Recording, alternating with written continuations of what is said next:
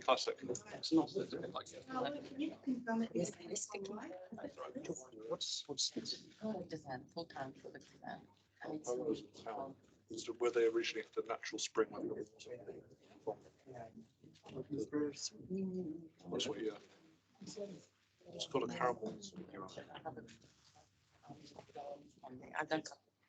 That's right, I don't drink much video drinking. Kia ora katoa katoa, everyone. Thank you for coming today on a rainy day to the OpenAI Azure Meetup Group. We've got a couple of speakers today coming from Melbourne. We've got here James Westall, our MVP, who also runs the Melbourne Azure Meetup as well. Got our long-standing speaker, Ahmed Muhi, as well. So for those of us online, please mute, raise hands on Teams if you have any questions. Please use your reacts or funky avatars. Or we also have open time at the end of the session for so for a bit of housekeeping, we'd like to thank our sponsor, Arinco, who are our ANZ Azure Partner of the Year 2003. Well done. Daniel Lunds, that lovely chap over there. He's our GM for New Zealand. And then we've got code of conduct. So we like to think that this is a welcome space for all our speakers and everyone who's coming. So please be kind, be constructive in your feedback as well. For the bathrooms, a lot of people ask me that. So after you signed in, where we have the bathrooms is just behind the elevators. So the female toilets are just closest to the reception desk, and the male toilets are just like down to the far right. In case of an emergency, take the staircases to go down. In terms of the assembly area, we'll just meet out the front of KPMG, but also out the corner of Auckland Transport as well. Before we get started with James' topic, we'd also like to extend an open hand if anyone would like to register their interest as our next speaker. Anything that's related to Azure, the marketplace that you have experience in. Doesn't matter what level you consider yourself as, we're happy to coach you on how to do first public speaking presentation as well. So we're also always welcome to share your skills. And at the end, we'll give feedback as well. We want to present items that you want to hear about, and also how we can improve how we share our knowledge. And with that being said, I'd like to welcome James.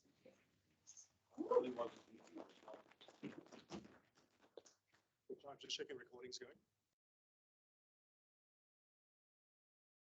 That thing is... Yes, it is. Yeah. That's great. I'm 10 out of 10. See if this works.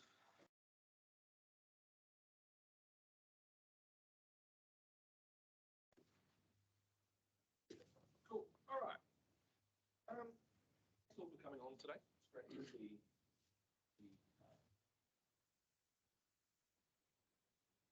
we run a very similar event at night. I reckon if I said, hey, let's do a lunchtime thing, I'd get a bunch of grumpy Melbourneites going. Is there going to be a coffee and like a tattooed barista, but otherwise not showing up.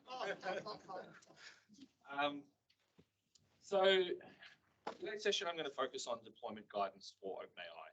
Now, I always like to grab input for these things. I like to get your feedback on what you actually want to learn about.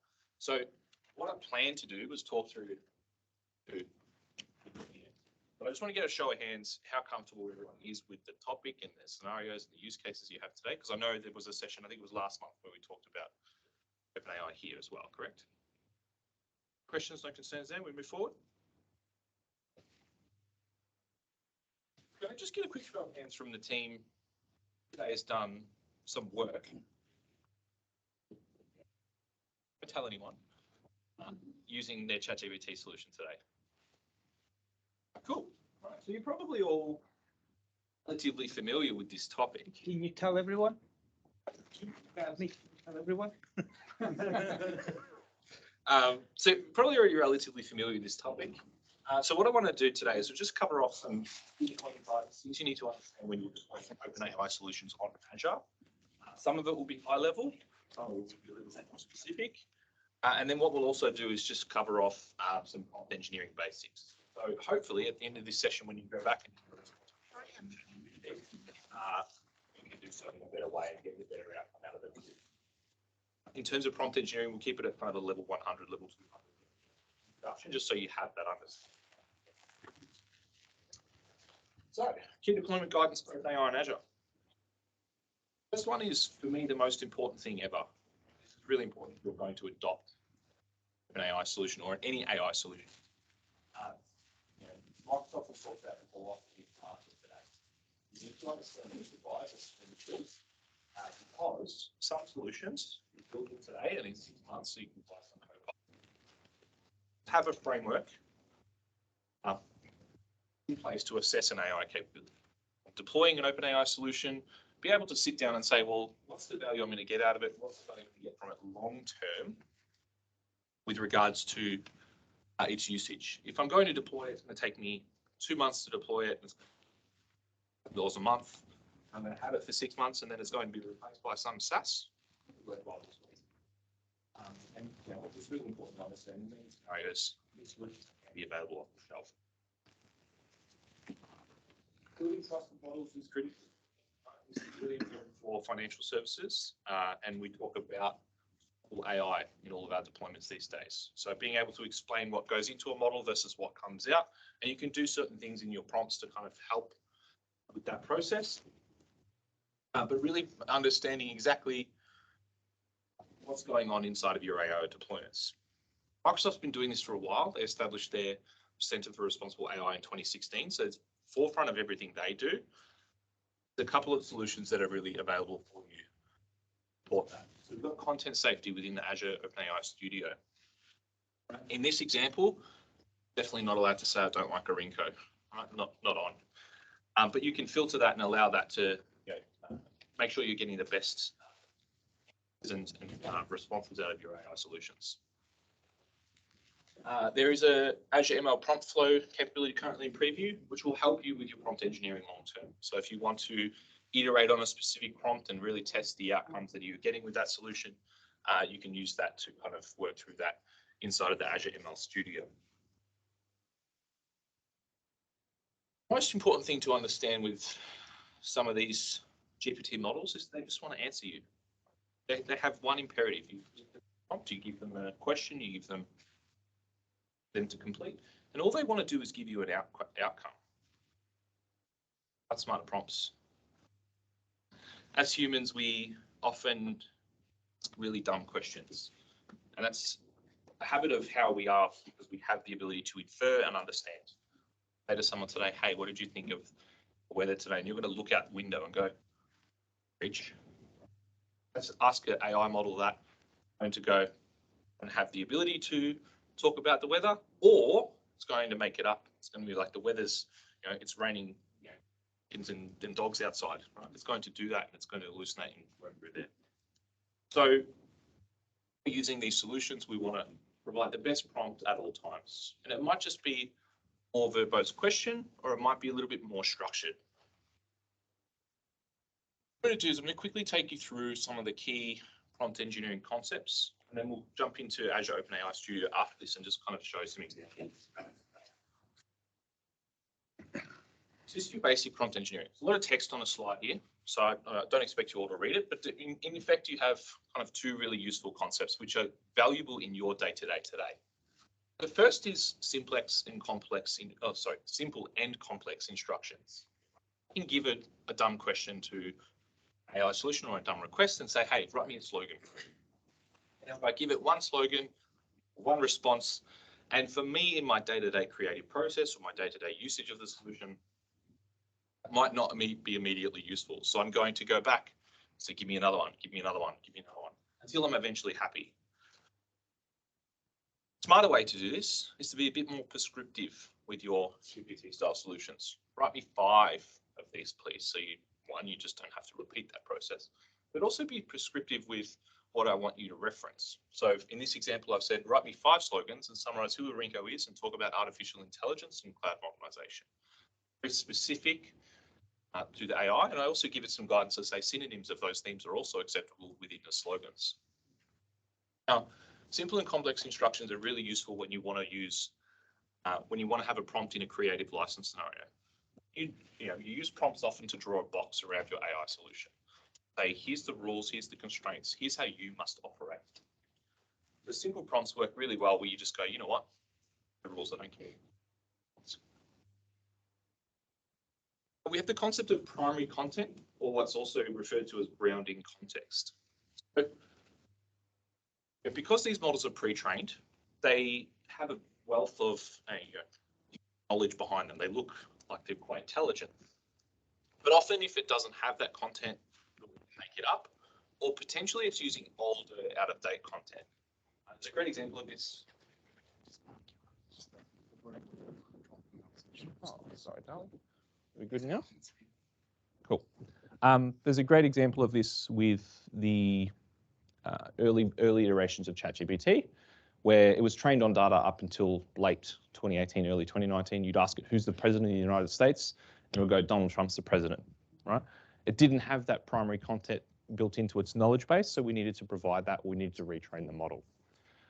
So primary content is really useful when you want to provide up-to-date information on the fly to these models and allow them to work with that data, but also incredibly useful where you want to provide any sort of organizational or business-specific input.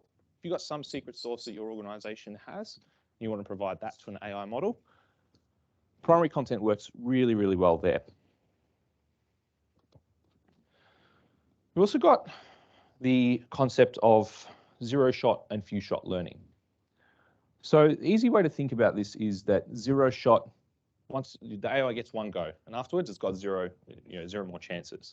So I can have a prompt here to say, the coach is really confident that injury won't derail the Warriors. Now, the AI has been able to read that and infer that the Warriors is the basketball team based out of San Francisco, and give me what it expects is a summary of the article from the title. And that's useful because I've got an outcome, but it's not exactly what I wanted. I gave it 0 goes. I gave it 1 go to get it right, and it has 0 more chances to do so. Few-shot learning is a little bit better, right? In that example, I give it 4 of the same things, and I also demonstrate the output of what I want. So I say, here's 4 examples of what I want and what I'm looking for, and the AIs can generally infer from that. So you can see here I've got a headline, topic, headline, topic, headline, topic, and with my last one where I'm asking it to do that completion, it's going to look at the previous context and go, actually, that person just wants 1 word with regards to how I'm going to respond. Now, few-shot learning is really useful where you want to guarantee an expected response format. I cheat in some of my demos, and I use the OpenAI endpoint to mock APIs. I give it a JSON body, JSON response, JSON body, JSON response, JSON body, JSON response, and then when I send it a new JSON body as a fake API, I get a mocked out response, which is quite useful.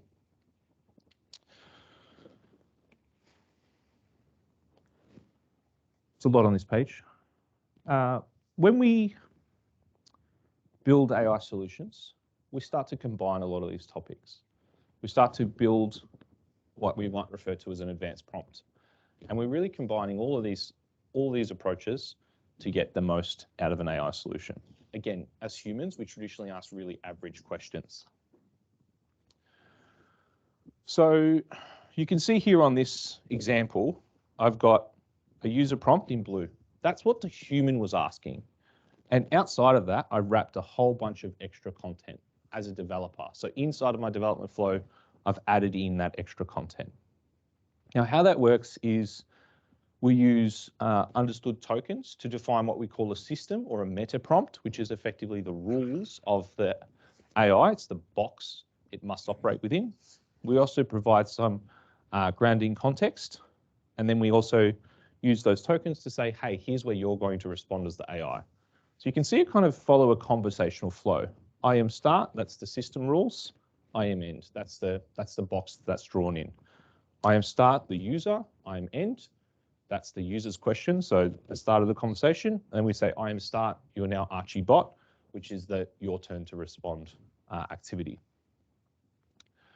Now, what I've done here in the system prompt is I've given it a summary of what the AI is going to do, because the AI by itself is generalized. It doesn't know its purpose. So I'm kind of giving it the, here's who you are as an AI. Now, in this scenario, I've said, hey, Archibot's an AI that helps employees understand about information about the company, about the organization, product offerings, and questions from the employee handbook. So it's all about an internal knowledge base of data. But I've also given it some very clear instructions. You're only allowed to answer with the facts listed in the sources below. So you're only allowed to use this grounding context. I'm drawing a box around what information it's allowed to access, but also what information it should, kind of say. By saying you're only allowed to access information from here, I'm also saying don't make stuff up. I'm giving it a very clear directive. If there's not enough information, say you don't know. You don't have the information, so don't make it up on the fly. Again, I reinforce that. Don't generate answers that don't use the sources below. And this is all going back to that building trust in our AI solutions. Within our prompts, we build a whole bunch of rules that say, this is a trusted AI solution that I can and can't use. Again, if more information is useful, I tell the AI to ask that again, because most of the time they'll just come back with an answer, but it might be better to ask, what about this? Or a clarifying question for the AI inside of the conversation. And then I define some rules around referencing content. Again, building trust, I want to be able to say, here's your answer, but also here's the information that I use to generate that answer. So I provide some rules. I say, tables must be in HTML format, so it renders nicely in my web app. Sources must have a name followed by their information, always include the source. Use square brackets, kind of that referencing style. And then don't combine the sources. So don't just say I used 3 files. You have to say I used file 1, 2, and 3 and be very specific with it. And then obviously I provide the grounding context. Now you can see here I'm providing in the content of a PDF, file. And I've redacted all of that because the content itself wouldn't fit on one page. But I've pulled out most of the content. Let me break that, I think. Cool. So that's prompt engineering, kind of in a more advanced context where we're combining a few of those concepts. I'm going to flip over to a demo in a second, but before we do so, I'm going to cover off a few extra things that are important to understand when we talk about OpenAI and deployments of that service. Fine-tuning models. General guidance from Microsoft at the moment is don't do it. It can be expensive, but it's also useful to kind of give you a very structured response when you're outside of the prompt. So if it's not going to fit inside of the prompt, you could use fine-tuning to kind of guarantee some sort more sensible outcomes. It's also really useful when you have a tone of voice or a way of responding to certain questions. So here I've got 3 kind of examples that I'm fine-tuning my OpenAI model with around the color of the sky, right? It's not green, clearly. And I'm giving it that this is correct or incorrect, and where there is a little bit of room for ambiguity, allowing the model to respond in that way. But if I had, for example, a certain way of speaking in my documents, I'm writing a document completion, AI, those sorts of things. Fitting all of those business rules and lexicon and detail into the prompt can be challenging. So what I can actually do is I can take the prompt in that fine-tuning section and just blank it out. So I'd have prompt, double quote, so no content, and then just examples of completions. And what I can do in that context is provided a whole host of knowledge with regards to how my organization converses, speaks, tone of voice, those sorts of things that are challenging to describe, and fine-tune my model to say, here's how I work. So things like always referring to yourself in the third person, or sorts of behaviors like that. Some organizations will look at fine-tuning models to get explicit response answer definitions to say, if you ask this question, you must use this exact wording. The reality is you probably shouldn't be using OpenAI in that scenario. Use like an Azure bot service or something that's a little bit more sensible in that regard, because that allows you to do so, and it's probably just easier, it's a more robust ecosystem today. How about in tone? Pardon? How about of tone? Tone, Yeah, so you can use that too. You can put it in the prompt, but if you've got like a larger set and you're kind of struggling, especially when you look at token size, those sorts of things, you can use this to kind of get around that limit. Understanding tokens is really important. So first of all, when we talk about OpenAI, the service today is priced on tokens. Right? I think it's 3 cents per 1,000 tokens that's used. Now, each model, as they get better, is increasing its token limits. So you can, GPT-5, I assume, will have even more tokens. So we are getting more and more out of the solutions. And if you are using a ChatGPT solution today and you notice it stops mid-sentence, it just ran out of tokens. So you have to be conscious of that when you're building prompts, because if you build a super wordy prompt that has 8,182 tokens in it, the response suddenly only gets 8 tokens. So you're actually going to get less content potentially. Now, as a general rule of thumb, 1 token is about 4 characters in English. And I've got 2 examples there from the OpenAI tokenizer tool, which is quite useful to kind of show some examples. So Rinko's kind of something from our website is 44 tokens. I think that one is about 7 tokens per character, whereas the how much wood would a woodchuck chuck example is 4 tokens per character. There is limits inside of the Azure services. There are rate limits in every Azure service, just to be aware of. But the tokens per hour rate limit for the OpenAI service is relatively high at the moment. You only need to kind of really plan for that if you're doing some sort of super high volume use case. I need to work on this slide, to be perfectly honest. Embeddings. So AI models in general are built off large bodies of mathematical knowledge. And understanding the relationships between text for models is challenging. So we break it down into something that is not so challenging for them, which is numbers. So a lot of the GPT models today, they work on vector math, and embeddings are a way of building vectors predefined for a model that kind of help it assess similarity or semantic relationship, those sorts of things that are challenging today. And you can build a whole vector databases and a whole vector capabilities that support your models responding in a more effective manner, especially when you're doing things like retrieval augmented generation, those sorts of things. So those sources that we put into our prompts are better, right? So instead of picking 3 sources that kind of look all right, when maybe there's 3 perfect sources in our data sets, the embeddings will help us get the better outcome there. I've got 2 slides to talk about security. I can't not talk about security when we talk about cloud these days. The first one is that the same security controls apply to Azure OpenAI as other Azure services. It's really important to understand that. You can't ignore security with these solutions. And your users who are adopting them will ask you, well, how secure is this? How safe is it? It's a common question. Microsoft is unequivocal that their data, your data, exists inside of your tenancy and is not used to train your models in any way, shape, or form, unless you're obviously fine-tuning models yourself. Again, that's all inside of your tenancy. This being said, there is a data moderation capability, right? As part of Microsoft's responsible AI initiatives, they want to ensure that people aren't building misogynistic or racist or violent AI solutions. So if you call an OpenAI endpoint and say, hey, tell me something really, really misogynistic about the Queen, you should get a response back saying, nope, denied.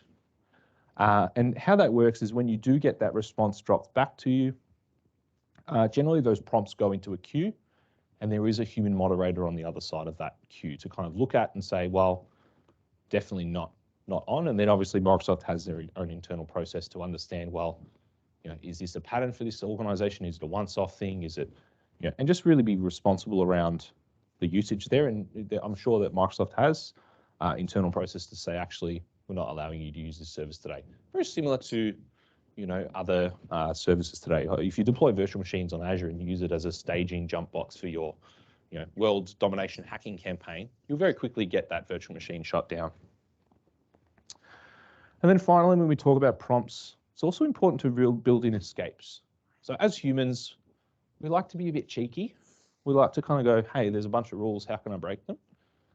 So what we want to do as part of our engineering practice is say, that first example where you don't have the information, tell people that you don't have the information or don't respond.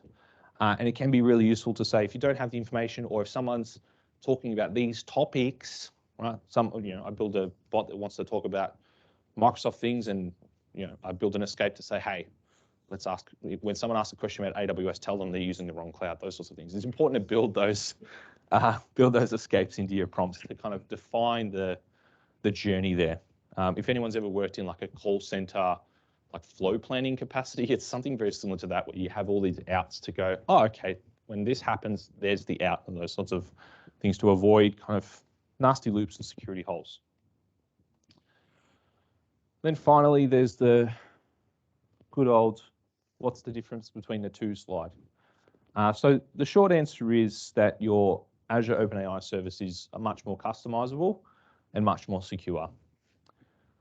From a security perspective, you really care if you've got data sovereignty requirements. So if you're not allowed to send data overseas or over channels like over the fiber optic to the States, those sorts of things, you're going to use Azure's OpenAI service today because the OpenAI provided one is US only today.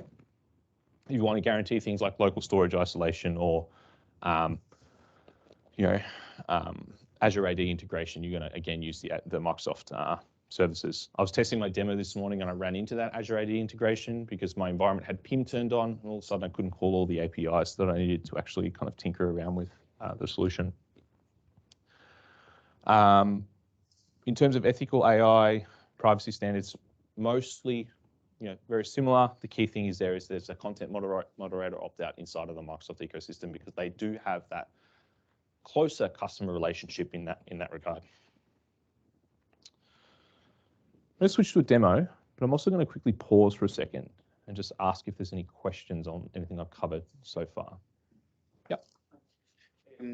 A couple of questions about the tokens, right? You mentioned that the cost is associated with the amount of tokens we send, but you also mentioned that we can predefine some tokens to the model to give it some context that are going to be embedded in the model, so are going to be on the model. So every time we interact with the model, those prompts are already pre-established. Yeah. How Microsoft consider those? Will they charge it? I was sending those tokens every time we create it? No, so they bill you for the fine-tuning activity itself and to have that fine-tuned model, but then the prompt itself, you just build on a regular rate. And are you charged by the tokens you are pulling out from your ecosystem? Correct. Yeah, it's in and out. So you want to kind of manage that a little bit, right? You want to try and have prompts that are effective and allow you to get the right output from the solution very quickly. In the example you mentioned, to ask for 5 different statements, you are actually multiplying by 5 the cost of your prompts. Yeah, and I think the thing there is to understand that, to be perfectly honest, the OpenAI service on Azure is cheap as chips. It is 3 cents per 1,000 tokens, and most prompts and responses are like a couple hundred. So 3 cents for a whole conversation. Where the spend exists when we talk about these sorts of solutions is on the periphery. So you're deploying an app service to host your web app, there's the spend. You're deploying cognitive search with a vector database enabled to give better grounding context, there's the spend. So that's where, like, if someone said to me, hey, I've got a retrieval augmented generation solution, how do I cost optimize it? I'm not looking at the OpenAI API usage straight away. I'm looking at all the other stuff first and going, well, let's change that and go through that there. Cool. All right. Do we have another question? Oh, yeah. You touch upon text, OpenAI using text. Yep. So what about in terms of imaging? The tokens, the consumption of tokens is it equal or? It's. I can't remember the output, but the input, the prompt itself is still tokenized. So I have to double check on the output on how that's actually, I think it might be on image size or like the response there. I haven't looked yet. Maybe we'll chat offline and we'll just double check and I'll put it in the notes afterwards. All right. I've got the right thing open. Now, is that readable? Perfect. Cool. So, a couple of useful tools. First off, I'm going to cover off this tokenizer. I kind of had it on the slides, but it's also really useful to understand what's going on inside of your models when you are building a prompt. So if I build a prompt that says, you are an AI bot to help users understand Auckland tourism. All right, I can see that my prompt is going to take up 15 tokens. So again, to your kind of question, building 1,000 tokens at a time, it's like I'm not going to hit that limit very quickly. But as you build your prompts, it's also, if you're starting to build like kind of larger prompts with more rules or more definition in them, it can be really useful to kind of use this and go, all right, well, what is my prompt? And it'll help you kind of estimate as well pricing because you're inputting. It's half of the picture at least. You can also do things within your rule set to minimize cost as well. So I could put a rule inside of my system prompt and say, respond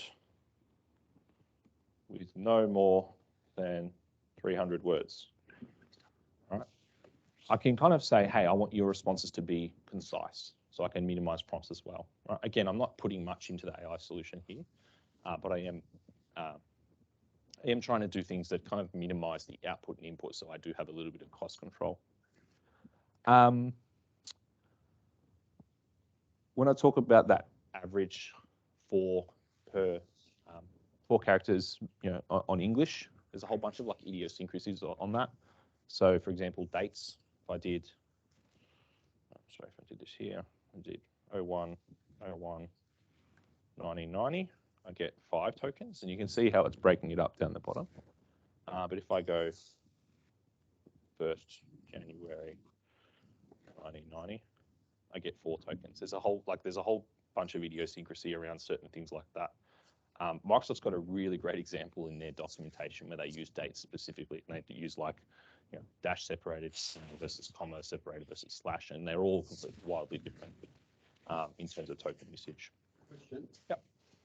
Is the tokens, sorry, is the questions recyclable in the fact that you already asked that question, you give a response, you might want to just fine tune it a little bit. Would you just need to add the fine tune bit or need to review the whole thing? So it depends on how you're using the solution, right? So if I'm using ChatGPT, what I generally will do is I'll build a prompt at the start that has all the rules. And then I'll say, if I need another response, I'll just say, try again. And I'll give it that. But also in some contexts, you're going to submit conversational context as well. And that's also going to take up tokens. So it really depends on what you're doing. In terms of if I've got a solution that is widely available and it's being asked a common set of questions, I would generally look at like caching, those sorts of things. Right? If I've got 50,000 users, they're all going to ask the same question. Just cache the damn response and not call the API. So there's a couple of things you'll do there. Cool. All right. So has everyone jumped into the AI Studio within the Azure portal? Yeah, a couple people. All right. So if you've deployed an Azure OpenAI service, you can navigate to the Studio from that service. So you open up the service, and on top of that banner there'll be a Studio navigation button. Now, what you'll see that does is similar to like Azure Data Factory, Databricks, or other kind of first-party services. You see that kind of drop out to a specific blade within the Azure portal. So we get to openai.azure.com. You can navigate to that directly as well. And then you really get some configuration around Playground. So, and that's where we'll spend a bit of time today, but also management. So you can look at your deployments today. I can see that I've got DaVinci and Chat deployments completed. You can see the available models, those sorts of things. If I was to go through the process of creating custom models, that would also show up here. I've also got things like data files as well. So if I've got data sets and training as well, that's useful. Quotas down the bottom. So I can see here that here's the tokens per minutes I'm using on a whole bunch of models and the outcomes of that. Content filter is quite useful as well. So this is where you would basically build a content filter to say, I don't want to, I don't want a hateful model, those sorts of things. And you can turn these on and off over time by building separate content filters that enable you to say, these models not so violent, or take off the rules. It's very similar. If anyone's ever used like the Exchange Online protection, like mail filtering, you kind of get like, commonly you'll get like results you go, I don't understand that one, but okay, sure. Sometimes content filtering can feel a little bit like that. So you just need to work through that yourself. Let's talk through the playground. So what I'm going to do is I'm just going to go through a very quick example of how I can slowly build a prompt that gets a better outcome out of my tool using Azure's OpenAI service. So inside of this, I've got a chat icon. Why is this? There we go. I've got a chat icon in here so I can interact with the bot and go, hi, how are you? And this is just calling the APIs behind the scenes. All right. It's already responding with things like, I don't feel emotions. I'm a cold-hearted AI. But on the left here, I've got a setup. Now, this is really useful for when you want to self-experiment with some prompts and build these yourself. Microsoft nicely provides some examples. Here's a tax chatbot. I'll click continue, and I get a whole prompt here that says you're an IRS chatbot. These are the rules you must operate within. You must provide information regarding the 2002 tax refund policy. So I'm going to quickly save this. I've got a blank prompt, no prompt. Now, what I'm going to start with is to start with a system message. I'm building a bot. You are an AI assistant which tells people about Arinco. Nice and simple there. And I could use this and I can say, actually I'll do it this way. Microsoft products. Save. All right. Simple prompts, simple kind of rule set. I'll clear this chat and I'm going to go, tell me about M365. And because it's been trained on a set of data, I get a sensible response back. But then my humans, my users, they don't want to use it properly. I'm going to say, tell me about the Great Wall of China. And we start to see it respond to things that I don't want to respond to. So this is where we start to build out those prompts where we say, do not respond to non-Microsoft related queries. Save that. Do it again. Tell me about the Great Wall of China. And you start to see I get a prompt. Great. Well done. You have a typo up there. It says do not. Do no. Yes, thanks. Thanks all.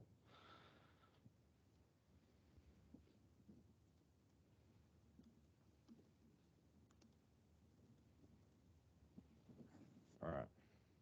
No, still wants to do it. I love these demos. They're so good when you do them live. Don't record. I'll try a different topic. You should decline.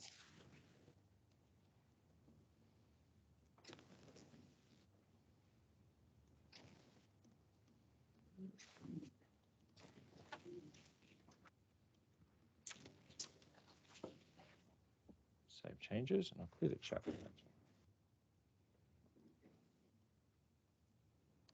Try something a bit more local. No, he really doesn't want to behave. Love that. Love that. 10 out of 10. Try alternate. Yeah, it sounds weird. I literally did this morning. I'm going to clear this out.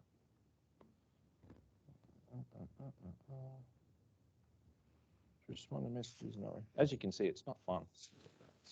It's tricky. You do have to work with this over time.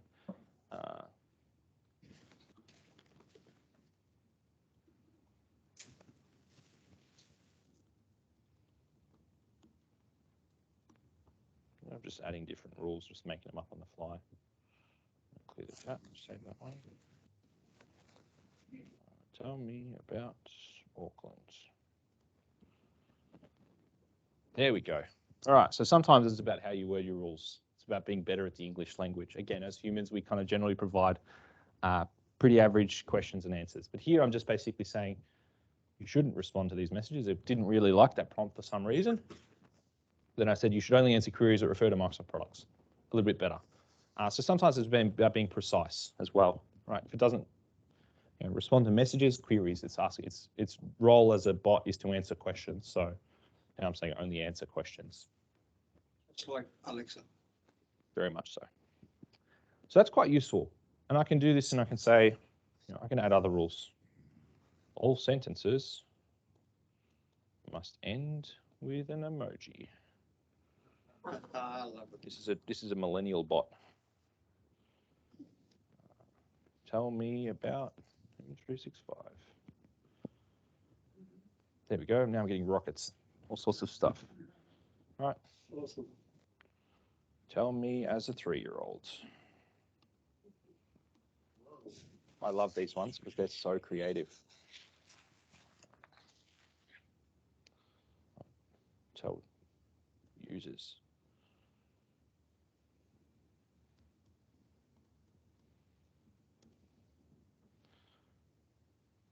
There we go. M365 is a really cool thing that Microsoft made. That's what it is, guys. That's what the solution is. So we build these prompts and we define rules in there, and you can see on the right, you can start to see input tokens. Again, I'm not really consuming too much inside of my ecosystem, but when you build those wordy prompts, it is a challenge there. But sometimes you want to ask it about things it doesn't know. So I'm going to save the changes here, and I'm going to ask just about Arinco. I was getting some kooky responses this morning, so this could be good. Who is Arinco? Oh. Tell me about Arinco. Let's try that. Nope. I've done that yet. You are a bot that answers questions.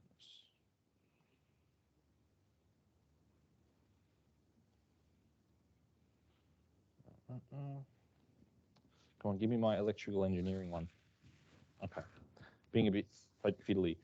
This morning when I was trying to get, when I was testing this out on the AI, always fun with live demos, I was getting an example back where I was saying, hey, tell me about Arinco, and it would make up all this fun stuff. Arinco is an electrical engineering firm. We have a bunch of power packs. We sell solar, all this interesting stuff. None of it's what we do. So it's like, okay, well, how do I better inform my model? How do I provide it grounding context? Now, within your custom developed applications, you'll generally do that using some sort of retrieval process. Microsoft does have some neat ways to do this yourself. So I can come up here and click inside of the playground. I can click add your data. Click add your data source. And I get a few options. I can upload files to myself and let the studio sort it out. I can use blob storage, so I can say, here's all the files. Or I can use a cognitive search service, which is a little bit more sensible and can access semantic data. So I'm going to use one that we've deployed specifically for demo purposes, and it's got a whole bunch of information in it about Arinco. So I can say, here's my index, there's my Arinco index. Scroll down and click next. I've got to go quick because my laptop battery is about to die. That's all right. I'm going to use semantic search and use the default one. Again, you'll notice that Microsoft puts some nice banners pretty much for a lot of these services saying, we're going to incur usage. To my earlier point, that's where all the spend is. It's on these sorts of things. I'm going to save and close. Right. Now, what I've done here inside of the assistant is I've added my own data. So now I can say, tell me about Arinco. And assuming the AI wants to play nice, I'll actually get a response back that's sensible. See, it thinks a bit more. It's going to write a whole bunch of stuff. And what you'll actually see it do here is it'll give a summary of who we are, which is great. Thank you very much. We do work in cloud computing. It'll give me job opportunities because we are hiring, and I did give it the hiring information that's there. And it'll give me a bunch of information about our solutions and those sorts of things as well. You'll notice as it's gone through that it's referenced inside of those documents as well. So I've got a reference here, number 2, one up here, number 1, and I'm pulling data through. And because it's in the AI Studio and I've ticked this box, I can go in and see the 4 references and actually the PDFs and the details that it has used inside of that cognitive search index. I'm going to pause here, have some questions, and then we're going to learn all about Azure VWAN. Yeah. Question.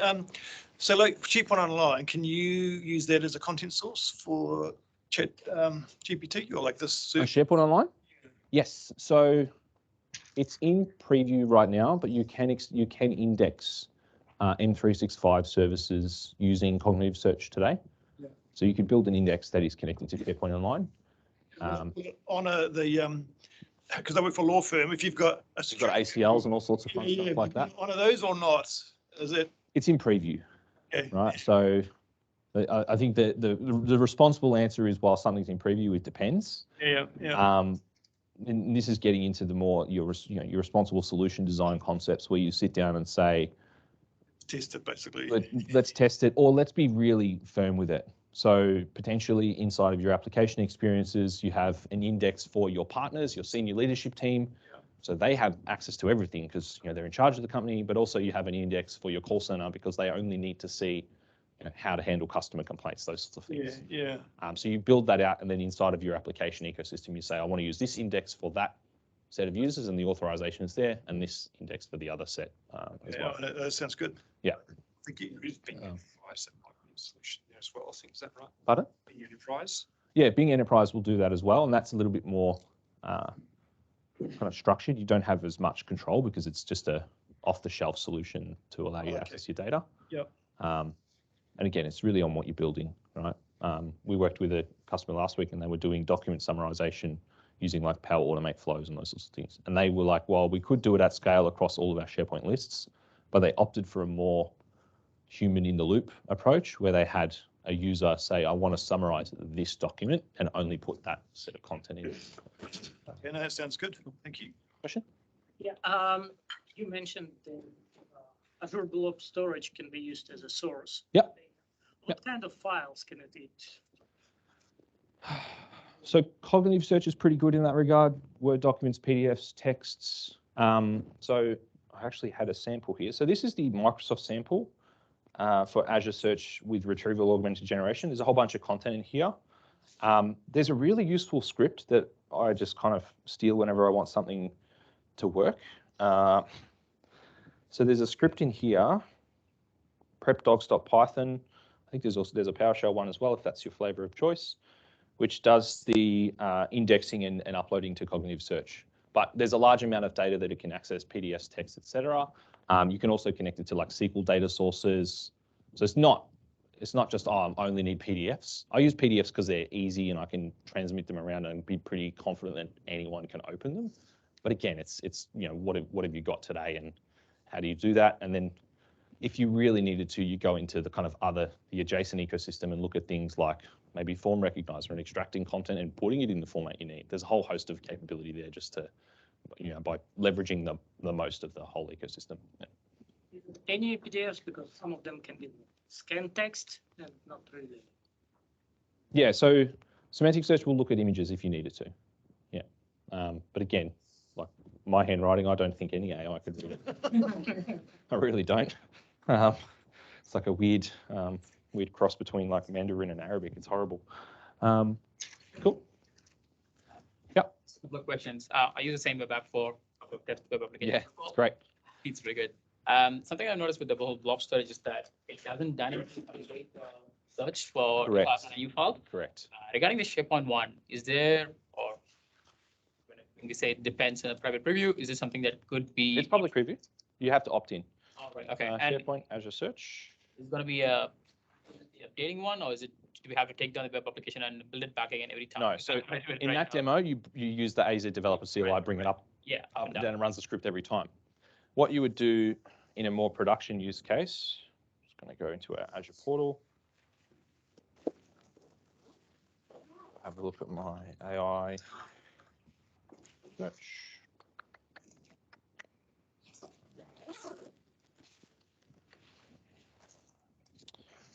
So inside of my search service, I've got an indexer, and I can schedule that to run. Look at the blob storage. Look at that location on a consistent basis. And I can see here this one ran 3 hours ago, but you can trigger that and just automate that to run internally as well. So you can see here I can go in and edit that. I can schedule it hourly, daily, custom, every 10 minutes, whatever it is.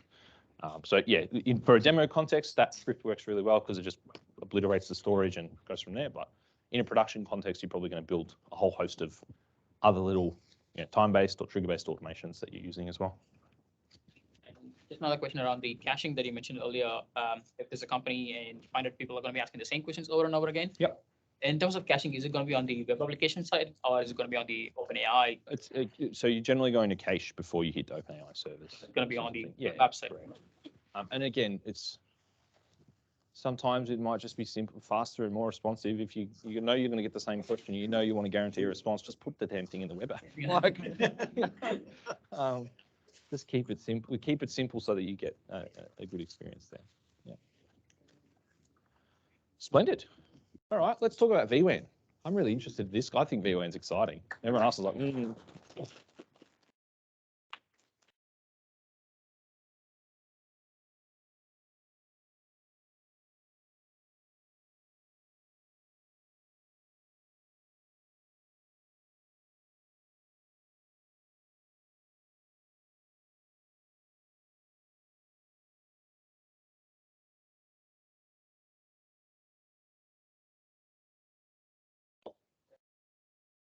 Are you a veggie man? No, it's all right. No problem.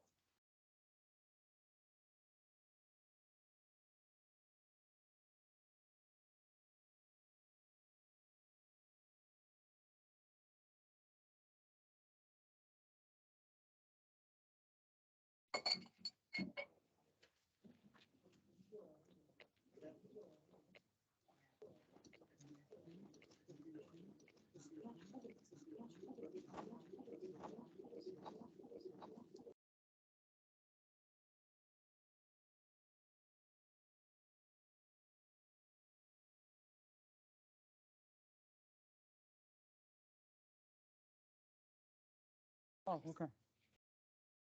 Azure Virtual WAN.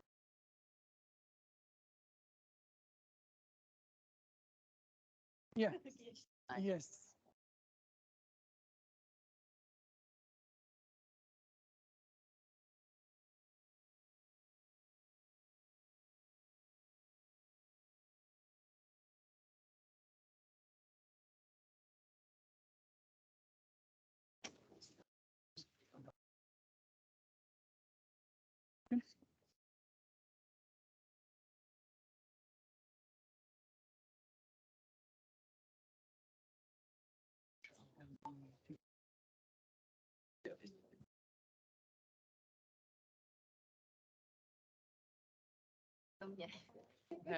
It's all good. Doesn't matter.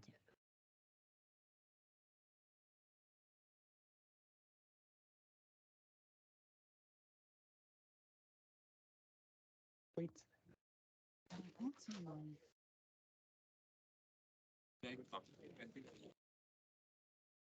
But I mean, like, I'll stop sharing because I can't see the things in here. Yeah, but how can I? So let's stop this guy. But for this guy again. Yeah, now I can see the slides. Oh, now that yeah. When I move, does the camera? It does. Nice.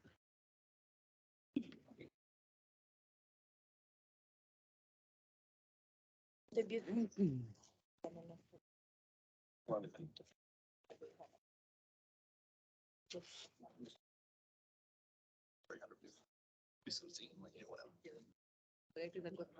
everyone, thank you for joining us in the Aotearoa Azure meetup. So I'm Amit, I'm a cloud consultant, and I used to be a network consultant for a very long time of my life, for 10 years. So this topic is really close and dear to my heart. So I used to be the guy who's building the global private WANs, and now I'm on the other side. So I'll show you guys today how we are going to build a what Microsoft calls an Azure Virtual WAN. But before we do that, I just want to give you like a walk down the memory path as to how was the virtual WAN and the how did people actually used to build the WAN connection and global networks before using the Microsoft Azure Virtual WAN. So this is an example of a big company. So they've got offices all over the world. They've got offices in Asia. They've got offices in Europe. They've got a presence on Azure in multiple regions, and they've got multiple ways of connecting to their Azure resources. So, for example, in this case, you've got the Asia branch, which is directly connected to their presence using a site-to-site VPN. You've got their data centers and their HQ using a global private WAN, and these are like the biggest telecom provider around the world. So, and then the private WAN is connected to ExpressRoute, and then your Azure VWAN, sorry, your Azure virtual networks are connected through Virtual Network Hub. So I'll go through what that means, but I just wanted to show you how complex before to manage your connectivity for your for the offices, for your users, for your data centers, connecting all that back to your Azure resources. It was super difficult, and there is a lot of difficulty that is actually hidden here in the global private WAN, because there's a lot of engineering that needs to happen for you to have connectivity between your sites, and that is a very difficult type of engineering. Which site should talk to which, and then how do you allow traffic between all these guys? It used to be a very difficult task to do. So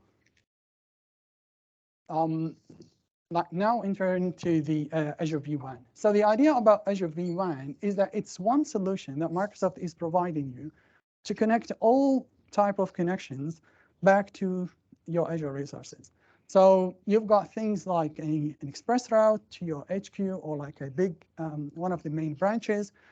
For remote branches, you would be using a site-to-site VPN, which are all like IPsec tunnels. Of course, we're going to talk a lot about networking today. So an IPsec tunnel is just a way to connect two sites over the internet. It is being secured by using a protocol called IPsec. It encrypts and then provide a lot of security. And finally, you've got a point-to-site VPN, where this is where you've got work-from-home users that want to access your resources that you have on Azure, or even resources on your company premises. So the idea is that for the virtual WAN, what it does, it builds almost like it is actually a hub where you connect all your resources, all your sites, and all your users, all with using one solution. So instead of having to talk to multiple telecom providers, instead of having to manage a lot of connections, instead of the difficulty when you are like building a network, the difficulty is actually the traffic flow. A lot of people actually don't talk about that. The traffic flow, which I mean, is that so you've got multiple sites. Who's allowed to talk to who, and how do they talk to? How do I manage that? How do I manage all of that with simplicity, without going and then building a lot of complex rules? So when you have a virtual WAN, it is all just like one place. All that connection goes back to this virtual WAN, and then you've got one place to roll it all. So that's the difficulty that, or the challenge, I should say, that virtual WAN is trying to solve here.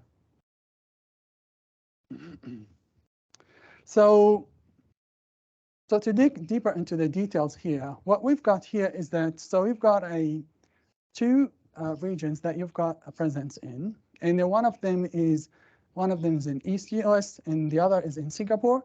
And then you've got your VNets connecting to your Azure resources. You've got all the sites and the users and all of the all of your branches connecting to your Azure resources.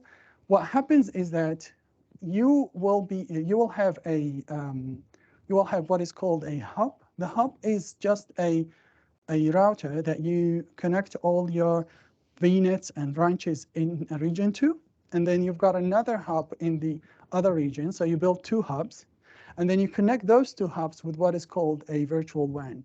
So the virtual WAN, sorry. Oh, sorry, I thought you have a question. Actually, I do have a question. Yeah, so yeah. I come here. Okay. So this is obviously solved the problem, well as it's expanded. Yeah, exactly. Yeah, that's one of the beauty of actually virtual WAN is that the idea is that it scales so easily. So it actually supports a lot of connections to the virtual WAN. So you could have hundreds, even thousands of remote sites that could actually be connected to just one virtual WAN. And then you've got even more like an even greater number with your users that connect to your Azure resources. And there is like I can't just the idea of how simple it is to actually build the whole thing and then have it all managed in one place it is just so beautiful. It is like, for example, before, let's say you would have an AT&T type of V1, right? So I worked with one of the companies that had like 40 plus offices all over the world. And it was a nightmare when you had to manage the connection to all these guys, when you had to, like, we used SD-WAN, we tried to all sort of solution, but it's really difficult. And the other thing is that you don't get a lot of visibility. So when you talk to AT&T, you don't know really what goes behind the scenes. And I know that because as a telecom provider, you don't need to tell your customers what is connecting to what, right? But with the Azure Virtual WAN, in reality, you actually have a great idea, really understanding what is happening behind the scenes. You control the traffic, you could manage the traffic flow, you could filter it all. You are almost giving the power of building your own global network, and you can do that with with just a couple of clicks, and then the time to actually build that global network is so much. It is actually, if you plan it well, you could build it in a day or two. You could connect all these sites into a global network, and then what is you could see here is that you've got what is called Microsoft Global Backbone. So what maybe a lot of people don't know is that Microsoft owns all the networks. So all connections between regions is actually Microsoft network. It is not rented. They build their own network. So it is really optimized for high speed and reliability. So when you build your network, it is so efficient. You have a lot of control. And at the same time, it is easier and a lot more cheaper, as opposed to having to talk to a telecom provider, having to ask them, can I connect this site to that? And then even when issues happen, it is also very difficult to talk back to the telecom engineers and the rest of that. So the Azure Virtual WAN provided all of this in one place. So you could even actually use it to connect between branches. So you'll see that. Yeah. So just ask one question. You're talking about between branches. Oh, yeah. I'm going from branch A to branch B, maybe over global network. Control over which path in the backbone it takes. Yes. Yeah. I can say I want this to, like, I want to go from Australia East to West Europe. I want it to go via Singapore. Like you do have that choice. Yeah, actually you do. You do. So the way you do that is that you've got I'll show you guys later on through the slide, is that you got what is called a hub. So in each region, you need a hub. You could have one V1 or one virtual WAN and then connect all the hubs to it. The path that you pick is, in the networking world, we call that static route, but in Microsoft, they call it user-defined route, which is a UDR. the path that you build it is that you tell it, actually, if you want to reach a destination in the East US, your next stop is Singapore. And from Singapore, you say, okay, your next stop is the East US. Of course, I'm simplifying it a lot. And then the route back. The connection between the hubs, between those guys, is dynamic.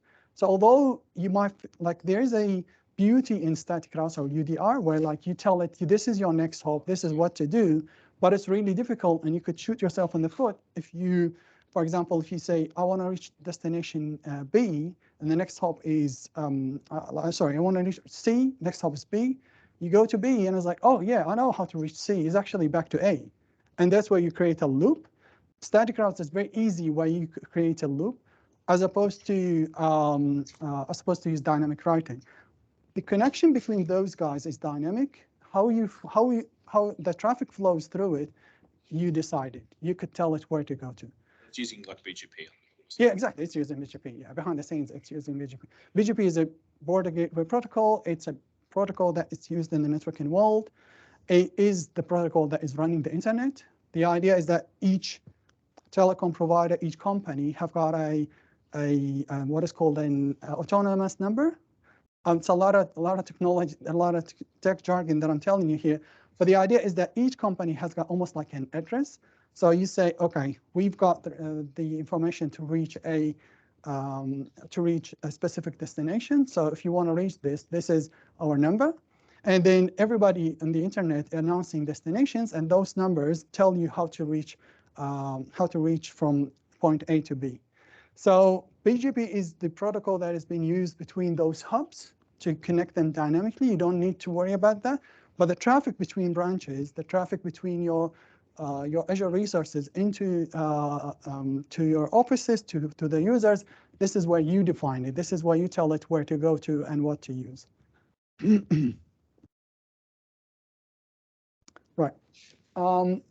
This is what is called actually a hub and spoke architecture. The idea of a hub and spoke is that a spoke is an edge network. Everything that is in the edge, there is no network behind that. So for example, this is the VNet, there's no network after that. This is a branch office, the user, all these guys are called a spoke. And then in the middle, you've got the hub. This is a very proven and successful architecture in networking. The idea behind this is that this one scales really well. Without a hub and spoke, what you have to do actually is that you have to connect all these guys together for them to talk. So if you have two VNets, that's not a big deal, right? So you connect these guys together, life is easy, right?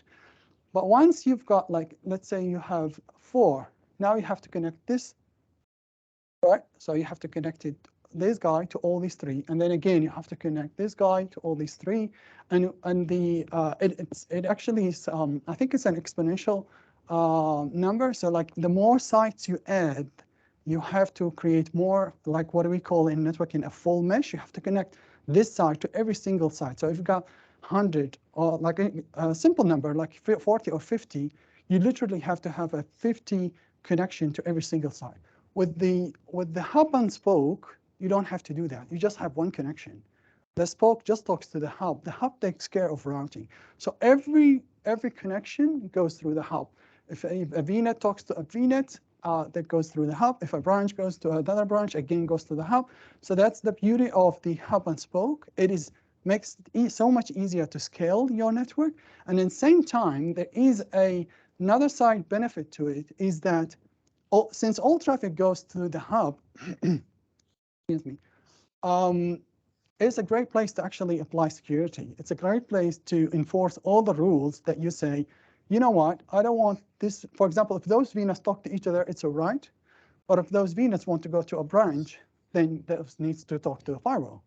If a VNet actually wants, let's assume this is the internet. If a VNet wants to talk to the internet, they need to go through the firewall. So that is, the hub is actually in the middle of the traffic flow.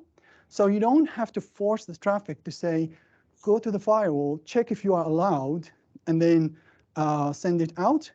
It is already going to the hub, so you could easily enforce your security within the hub. Did you have a question? Okay. Sorry, I'm going so fast. And if you guys have any question, please stop me. Cool. Right, let's go back to our case that we just started with. So again, so we've got this big company, they've got offices all over the world, they connect with different ways, and it is really difficult for them to manage all that. When we introduce the virtual WAN, just like that, it becomes so much simpler. Now, what we've got, so we've got for example, the Azure data center and the Azure HQ. They still use the private WAN. We don't care about that because the express route goes back to the hub. If you've got all sort of branches that use the internet, as in like a site to site, again, they go back to the hub, right? And the hub is it's behind the scenes, a virtual router. It's the device that routes traffic between destinations. So you connect all those circuits to the hub in each region. And then the virtual WAN is the link, or like the almost like the management for all of this. So this is where you've got one place where you could control or build your whole network. So now all the branches, all the regional roaming users, so like working from home users, using the internet going back to the hub. If you've got an HQ using the express route, again, you go back to the hub, and all the regions here, including the Azure regions, all connect to one virtual WAN. So just by that, you could see how much simpler it is to manage all those. And in the future, if you've got more connection, more users, more sites, you just plug them into the virtual WAN, and life is easy. Yep. Licensing. In days of old, you really connected in your particular regions. Connecting another one, you have to have one. Is that one of those circumnavigate that, or is it? Are you talking about when you mean licensing? For example, if you're using dynamics in one region, you got one source of truth. Right. We obviously be shared amongst all the other regions.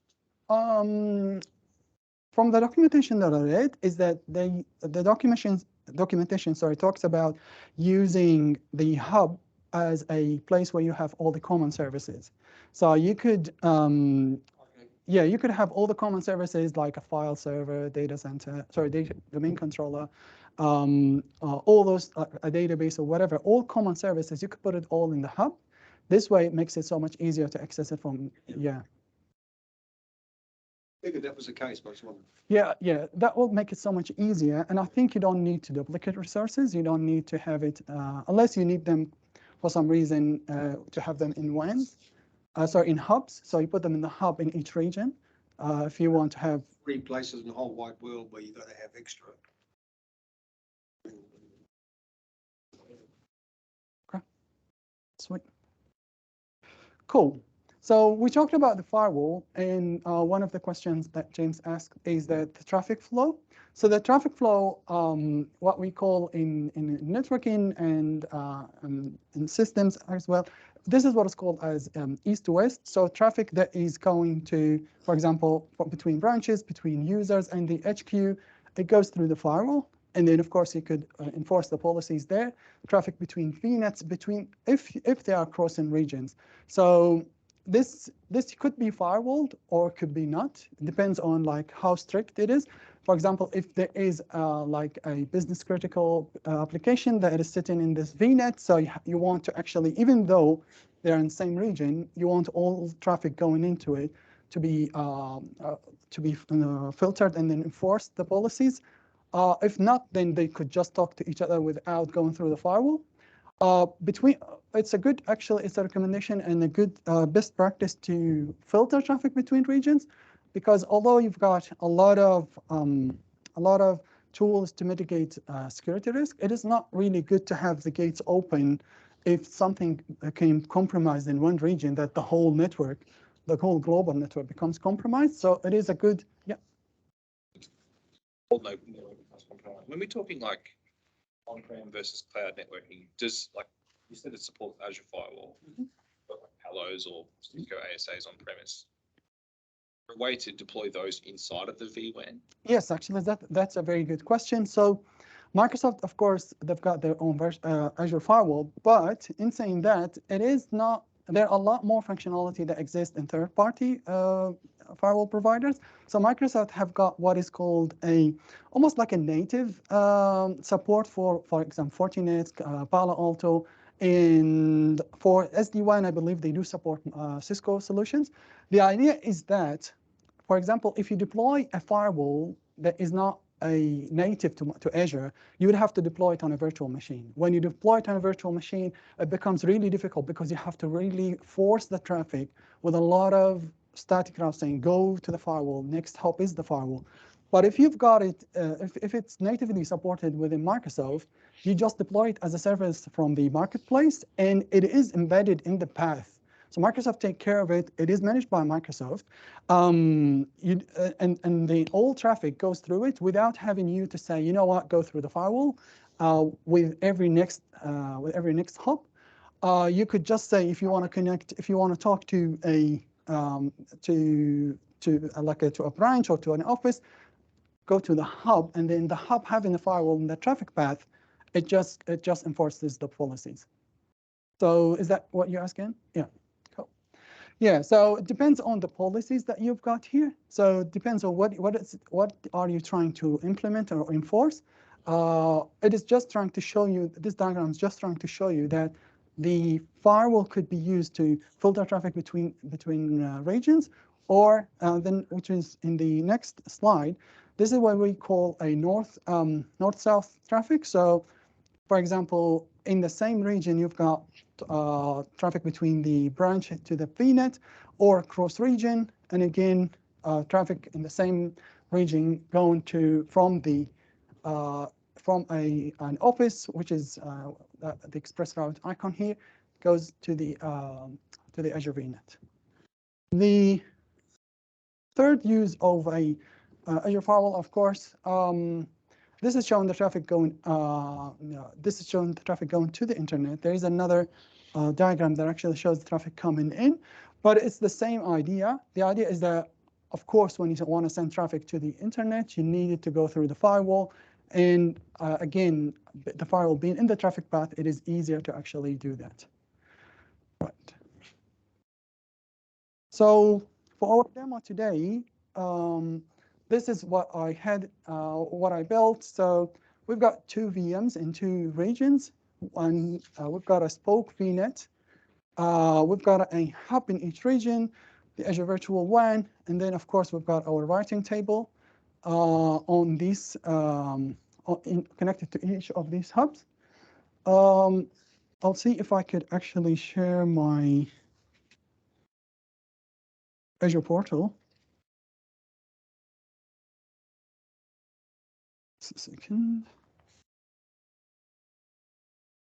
So how can I share? Oh, actually, this is the one. I want to share this one. Drag it over. What do I do? Duplicate or replicate.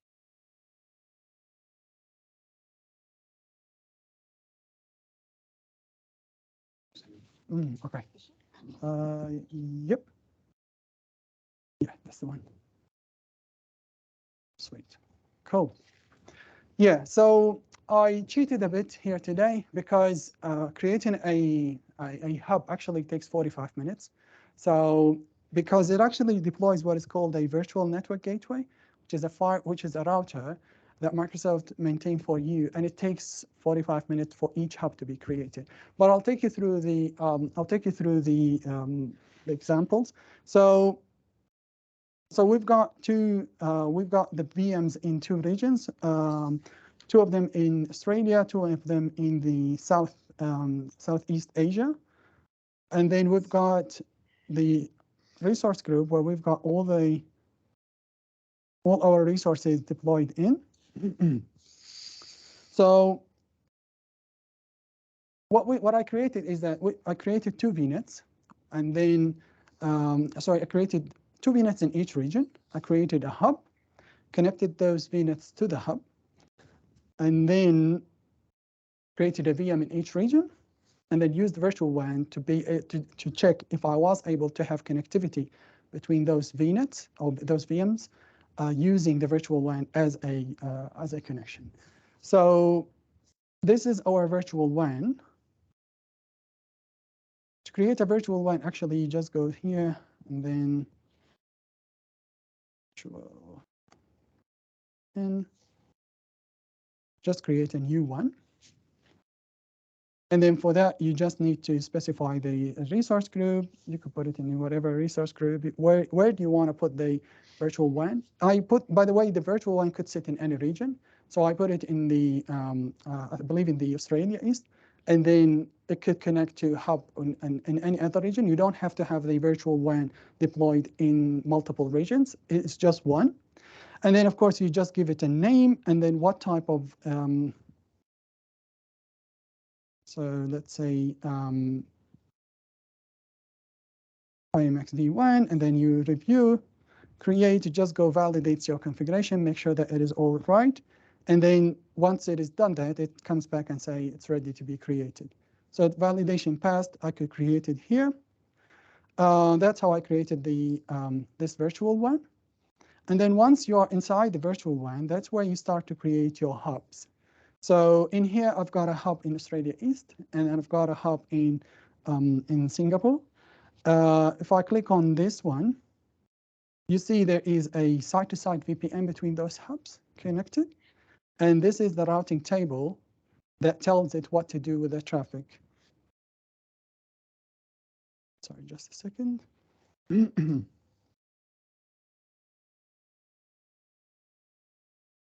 Right. Yeah, so as you could see here, the routing table is saying that if you want to reach this destination, use the next hub as the connection to the Australia East. If you want to use this, if you want to reach this destination, use the Singapore. So this is where we tell the hub what to do with the traffic. So we created those VNets, we connected them to the hub, but once the hub receives the traffic, it doesn't know what to do with it. It knows that it actually has reachability to the other hub, but it doesn't know until you tell it, I want you to let those VNets talk to each other. So that's where the routing table comes in.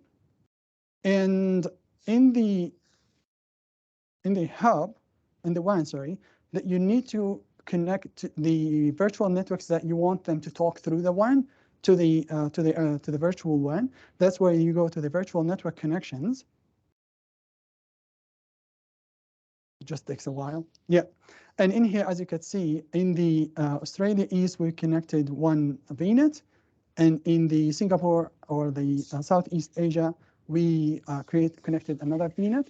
So with that, we have created the V1, we have created two hubs, we have connected those hubs to the VNets. And inside the hub, we've got the routing table. The only thing left is to check if the VMs are able to reach each other. So there are two ways to do that. So there is something that I really love to do all the time, which is when you go to a VM and then click on the networking, it shows you the network interface card that is being used for this VM. And when you click on it, it tells you the effective route. What the effective route is, this is actually tells you what is the VM going to use when it tries to reach anything on the internet or even on Microsoft network. Not a lot of people actually know about this. In here, we could see that it is using the virtual network gateway as a next hop, which is the right thing, which is the gateway for the VNet to reach each other. So this VNet, this VM is able to reach, sorry, it's got the routing table to reach the other destination. And the other way, which is to just log into to those virtual machines using remote desktop. So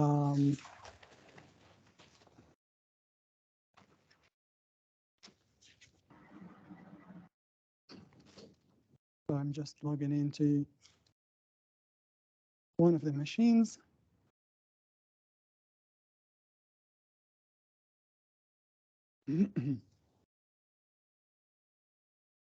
Demos are always hard.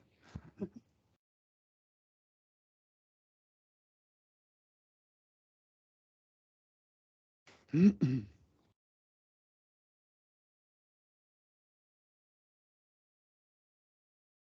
so let me stop sharing this screen now. Let me share again.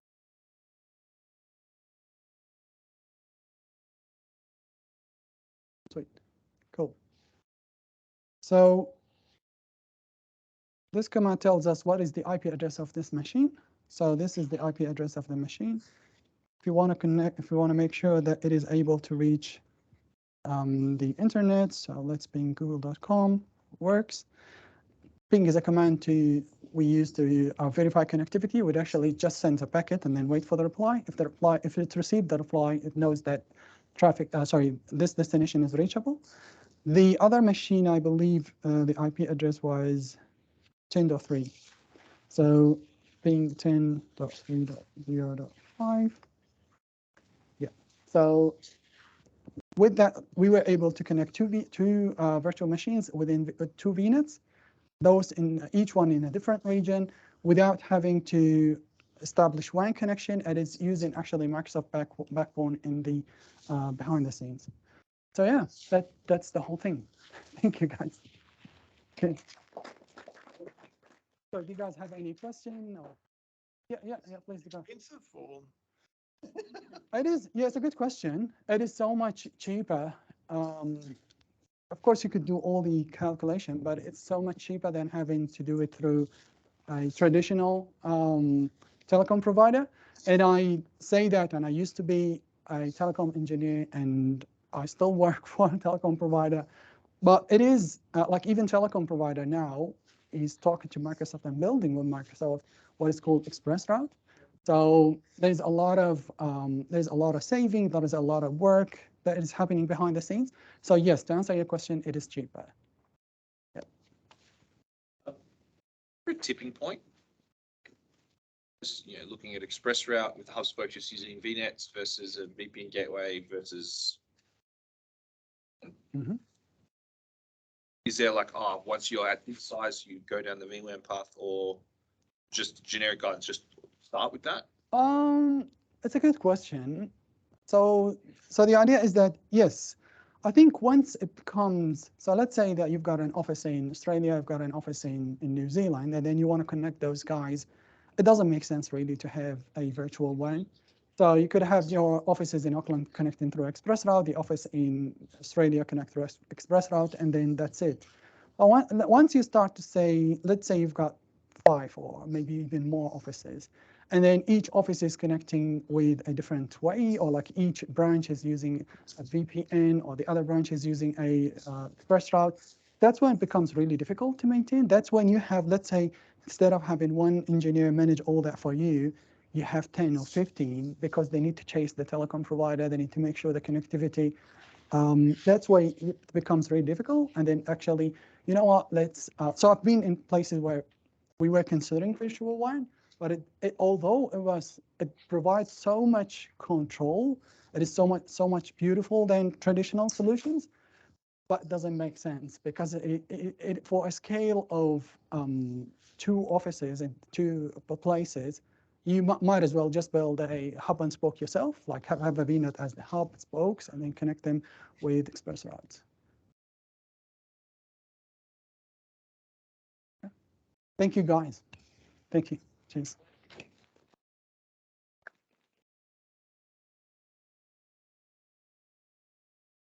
Told you guys would like some swag.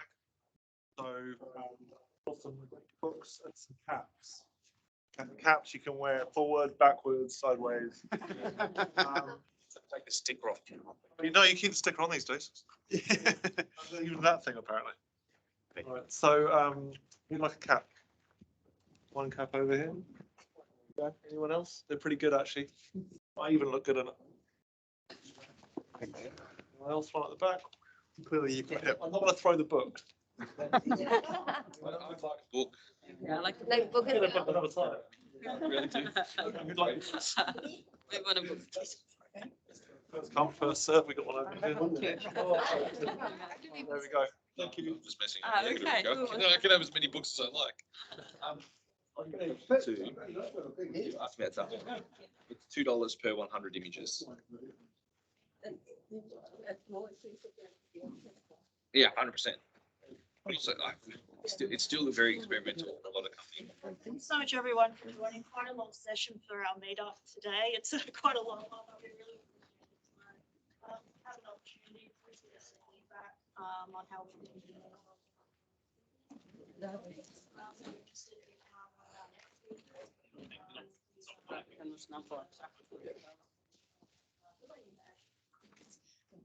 If you have any further questions remaining for the games, please probably hang around a little bit afterwards.